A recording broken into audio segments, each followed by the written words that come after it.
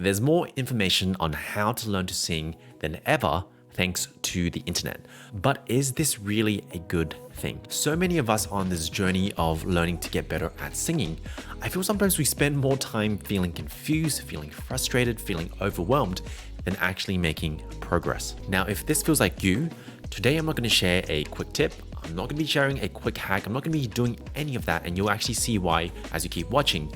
Rather, I want to go a bit deeper. I want to share with you a roadmap, an approach, a strategy, so you don't feel so confused when you're trying to improve your singing. Now, real quick, for those of you who don't know me, my name is Ivan. I'm a voice teacher who works with students from all around the world. And really on this podcast, my goal is to make learning how to sing as easy and as simple as possible. So if that is up your lane, consider subscribing wherever you're joining me from. If you're struggling with your voice, if you want to improve your voice faster without the headache, I want to work with you. Links are down in the description below. If you want to inspire our next episode, let me know down in the description what you want me to talk about next. Let's dive in and let's see how we can improve your voice with less confusion. Now, I'm going to break it down into 3 broad steps here. Step number 1, stop chasing these vocal tips, these vocal hacks. Now, I don't think this applies to everyone, but I do need to call this out because personally, I have been kind of caught in this cycle as well. And some of you might be doing this. You're consuming all this content about learning how to sing. You're watching every little vocal tip, every little vocal hack when it comes to improving your voice. And you start latching onto each of these videos thinking that this might be the solution to your voice. This might be the thing that's going to solve the problems in your voice. And it might actually even make you singing feel a bit easier. But then as time goes on, as you kind of play around with this a bit more, you start to notice that there's still that same recurring problem in your voice. It kind of feels like you're still kind of straining, you're still having to push, and you might feel like you're going around in circles. So what is the issue here? The problem personally for me when it comes to chasing tips, when it comes to chasing kind of vocal hacks, is they generally kind of tackle singing at a very kind of surface level. And this can be really actually helpful for someone who has already got most of their voice developed. All they really needed was like a little nudge and then they would be in a better spot.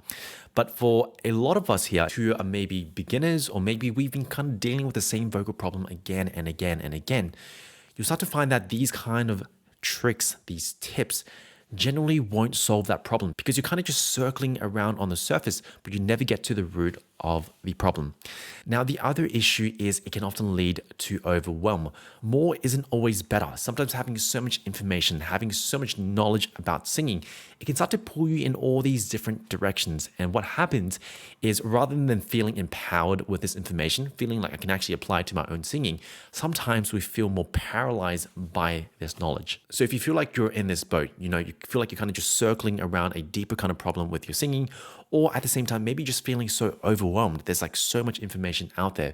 What can you do? And so this brings me into step number 2, which is focus and study the fundamentals. I personally found that whenever I dive into a new area, maybe it's like music production, or maybe it's learning a new sport, I've found that there are a few kind of key principles that tends to drive results. And it's so important for us to weave through all the distractions, all the noise, if we really want to get better at what we're learning. Now, for example, say if you're trying to build a better body, we're going to use the gym analogy here. There are so many of us who struggle to see results because we're distracted by all these different equipments, all these different diets, all these different ways of kind of training the body and how to optimize, maybe kind of taking certain supplements. But if we weave through a lot of the noise, we start to realize that, building a better body really comes down to a few core key principles. Number 1, getting stronger at the key lifts or the key movements that you need to do. Maybe it's like getting good at your squats, right? Getting stronger at that. Number 2, it's eating a slight surplus in calories or a slight deficit in calories with good protein if you're trying to build muscle or you're trying to lose fat. That's it. If you just spent most of your time structuring your routine, your exercises, the way you're training around these 2 core principles, this is what drives most of your progress. And I personally believe this applies to singing as well. Sure, there are a lot of different techniques, a lot of very useful information out there, but if we can weave through the noise, a bit of the distraction, I personally think there are 2 to 3 fundamentals that we need to master. The first one here is, how do we adjust for pitch easily without anything else changing, right? How do we stretch those vocal folds, get them thin out, which allows us to sing higher? And then second fundamental here is, how do I adjust for volume easily without anything else changing, right? Bringing those chords together, getting them to resist a stable, a consistent amount of airflow, which I think you can consider as a third fundamental. But the first two is usually the one that most people need to work on. If you can just get better at executing these 2 to 3 things, right? This will resolve most of the challenges you might be facing technically. The strain, the lack of high notes, all of those things can be resolved by focusing on these 2 to 3 key principles. Now, don't take my word for it. Go and try it. So you can go try it, and you can go challenge your voice this way, and you can then find your own source of truth as well. I've also shared plenty of tutorials on this podcast that kind of dive into it in depth. So feel free to have a browse through them as well, especially episode 129. Ultimately, what I'm trying to encourage here is if you're feeling overwhelmed, you're feeling confused, or maybe you feel like kind of just circling around the same kind of problem, a deeper kind of problem in the singing, then this kind of points to the fact that you probably need to dive deep. There's a strong 80-20 effect here at play, which is 80% of your time, if you just spent that on the fundamentals, you probably see more results than kind of focusing on all those tips and tricks, which I would consider more of the 20%. Now, this does bring up the question of how do I, study? How do I learn to better execute these fundamentals? Step 3 here is we need to learn to match the right sensations, sensations that you might feel in the body to these right fundamentals. The reason being, because we can't see the voice, being activated, in a daily kind of situation. What we have to do is we have to rely on these, sensations, certain feelings you get kinesthetically, or rely on these kind of mental models in order to have a guess if those muscles are doing the right thing. But because these sensations can feel different to different people, or maybe they, describe it differently, you're going to have to go through a bit of a process to explore, to observe, and to kind of sort out these sensations for yourself. Now, of course, this is usually where a good teacher can really, really come in. Personally, I kind of guide my student through this journey of exploration, but here's something that you can already apply.